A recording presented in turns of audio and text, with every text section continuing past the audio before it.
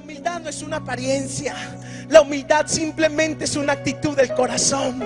Dios no quiere que le rasgues tus vestidos. Dios lo que quiere es que rasgues tu alma delante de Él y le adores con toda tu alma y con todo el corazón.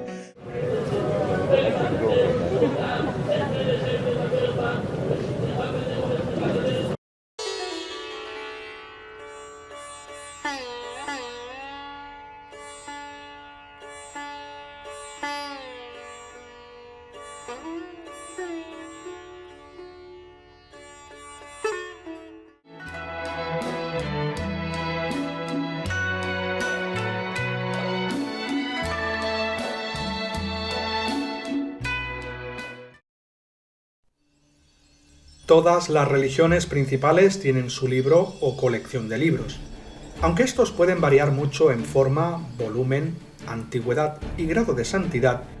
Tienen como denominador común el que sus palabras son consideradas sagradas por los devotos. Hola, bienvenidos fans de la historia. Hoy vamos a pixelar los libros religiosos más conocidos.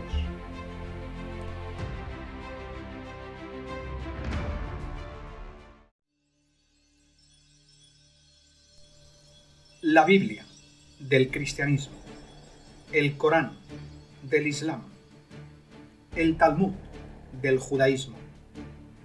Los Vedas, del hinduismo. Los Tripitaka, del budismo.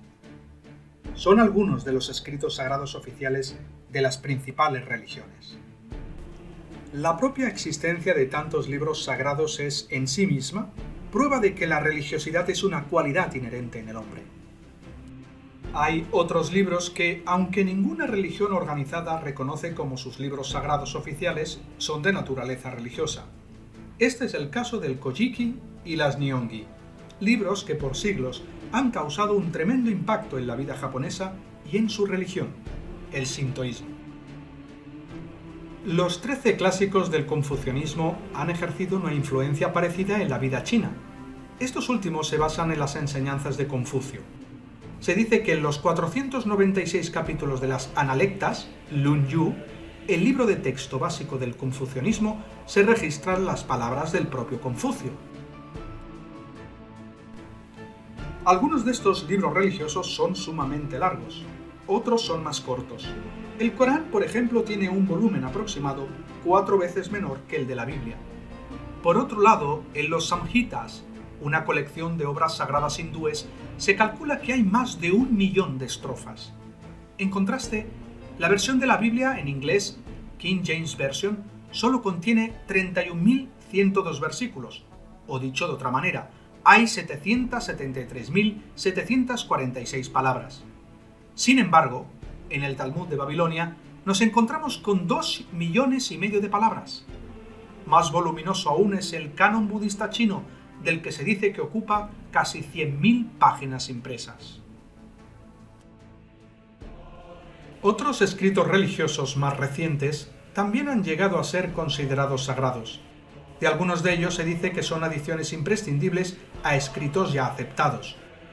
Los miembros de la Iglesia de Jesucristo de los Santos de los Últimos Días, por ejemplo, creen que el Libro de Mormón fue escrito en tablas de oro por un profeta llamado Mormón, que posteriormente su hijo Moroni lo enterró y que unos 1400 años después, durante la primera mitad del siglo XIX, un ángel lo encontró y se lo entregó a Joseph Smith, quien lo tradujo.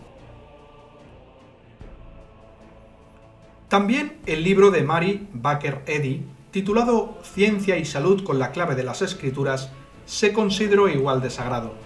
Este libro, publicado en 1875 con el título de Ciencia y Salud, expuso en su prólogo lo que Mary pensaba de su propio libro. Aunque en un principio se opuso a que se tradujera a otros idiomas, comentó: Esta nueva edición deberá imprimirse con páginas alternas en inglés y en alemán. En un lado contendrá la versión inglesa divinamente inspirada, que será la estándar, y en el otro el texto alemán, que será una traducción. Hasta podemos encontrar libros que, aun no siendo religiosos, se han elevado al nivel de escritos sagrados y que han cambiado el curso de la historia en los campos de la ciencia, la política o la sociedad, tales como El origen de las especies, de Charles Darwin, el Manifiesto comunista de Karl Marx o el Libro rojo de Mao Zedong, entre otros. La mayoría de estos escritos considerados sagrados fueron transmitidos de forma oral, a veces durante siglos, hasta que pudiese formarse por escrito. En ocasiones era difícil determinar qué partes iban a servir como canon oficial de una religión en particular. La palabra canon puede referirse como un catálogo de los libros tenidos como auténticamente sagrados. Para algunas religiones, el establecer un canon uniforme no fue tarea fácil y a veces ni siquiera fue posible.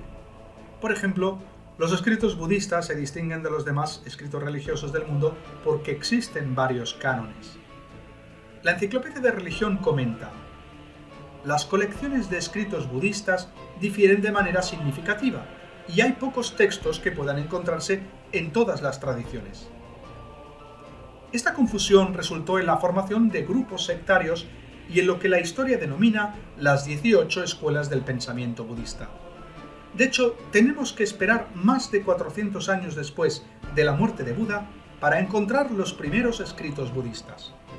Así, no es lo mismo el budismo del Tíbet que el budismo de Tailandia o el budismo que se practica en la India.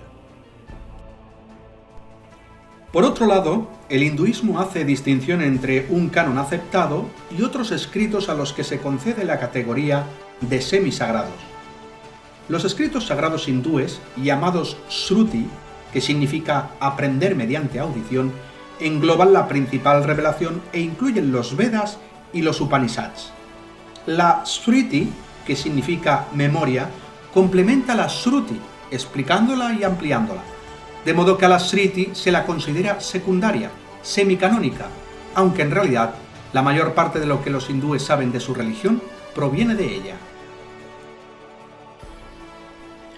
Los que profesan ser cristianos también han tenido dificultades a la hora de establecer un canon para la Biblia.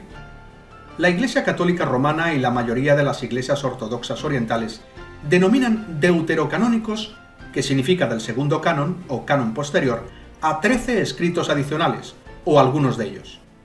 Sin embargo, los protestantes los llaman apócrifos, término que en un principio significaba cuidadosamente escondido, pues no se leían en público, pero que hoy día significa que su autenticidad es dudosa. James Charlesworth, del Seminario Teológico de Princeton, comenta lo siguiente: cuando se cerraron los cánones de la Escritura, primero por parte de las autoridades judías y después por parte de las cristianas, estos escritos no fueron incluidos y rápidamente empezaron a perder su influencia e importancia. De hecho, a estos libros apócrifos del Antiguo Testamento no se les declaró parte del canon bíblico sino hasta el año 1546, en el Concilio de Trento. Las palabras vuelan, lo escrito permanece. Este proverbio alemán deja en evidencia los peligros de transmitir la información verbalmente durante muchos años sin ponerlo por escrito. Se pueden olvidar detalles importantes o ligeros cambios quizás añadan información que no se encontraba en la idea original. Por eso resulta significativo que de todos los libros sagrados, la Biblia fuese uno de los primeros que se puso por escrito. De hecho, los evangelios empezaron a escribirse por discípulos que estuvieron con Jesús en vida. En contraste, nos encontramos con los Upanishads hindúes, que son una extensión de los Vedas escrita en el idioma sánscrito entre el siglo VIII y el IV antes de la era común, pero que increíblemente se pusieron por escrito por primera vez en el año 1656 de la era común. Pero esta demora no se debió a negligencia por parte de las autoridades religiosas hindúes, sino que fue intencionada. El historiador Will Durant explicó: los Vedas y las epopeyas eran canciones que iban ampliándose con el paso de las generaciones de lo que las recitaban. No estaban pensadas para la vista, sino para el oído. Algunos hindúes y budistas todavía afirman que solo la recitación oral de la escritura le otorga a esta el máximo significado. Dan mucha importancia a los mantras, palabras o fórmulas que según se supone poseen poderes de salvación. La Enciclopedia Británica menciona que se cree que al pronunciar un mantra de la manera correcta, la persona puede inducir o hasta obligar a los dioses a conferir al devoto poderes mágicos y espirituales que de otra manera no le estarían disponibles. Pero no todos los escritos religiosos pretenden ser de origen divino o demandan ser ampliamente distribuidos y hechos disponibles a todos los pueblos. Por ejemplo, los escritos hindúes llamados Upanishads, término que significa sentado cerca de, llegaron a llamarse así porque los maestros religiosos tenían la costumbre de confiar doctrinas secretas a sus mejores discípulos, los favoritos, los que estaban sentados cerca. De modo que el término Upanishad connota un elemento de esoterismo. En realidad, los Upanishads dicen explícitamente que tales lecciones no son para la gente en general, sino para ser oídas solo por oídos selectos. Es muy parecido a cómo consideran los musulmanes su libro sagrado, el Corán. Mahoma consideraba que era un libro dirigido solo a los árabes, y esto a pesar, haciendo un inciso, que el que habla es el propio Alá, el creador de todos los pueblos. Aunque el Corán ha sido traducido a otros idiomas, los eruditos musulmanes son reticentes a que se pueda traducir y se considera improcedente. Por lo tanto, solo el texto árabe puede ser recitado y utilizado con propósitos rituales. Esta idea tampoco está muy alejada de los católicos, que pueden recordar que antes del Concilio Vaticano II, celebrado en la década de los 60, para la liturgia católica romana solo podía usarse el latín. Por otro lado, la Biblia deja bien claro que su mensaje no debe ser acortado a ningún grupo en particular. Esto está en armonía con su afirmación de no ser palabra de hombres, sino palabra de Dios. Este mensaje característico del cristianismo genuino, que hace que el mensaje de Jesús tenga tanta distribución, ha hecho posible que la Biblia pueda llegar hasta los confines de la tierra, literalmente. Para finales del 2020, la Biblia se había traducido a más de 2000 idiomas. En el libro Guinness de los récords siempre ha aparecido la Biblia como el libro más difundido, traducido e impreso de toda la historia. En el año 1933, el filósofo inglés Alfred Whitehead escribió: «Ninguna religión puede ser examinada sin tomar en cuenta a sus seguidores». Sobre la base de la clase de personas que produce, se puede juzgar una religión como verdadera o falsa, buena o mala. Por lo tanto, los escritos sagrados que la religión profesa seguir tienen mucho que ver con la forma de ser de sus creyentes. Los escritos sagrados de cualquier religión deberían ofrecer una guía adecuada. Deberían, como expresó un escritor bíblico escribiendo a un compañero suyo, ser provechosos para enseñar, para corregir, para educar en la justicia, así el hombre de Dios estará preparado para toda obra buena.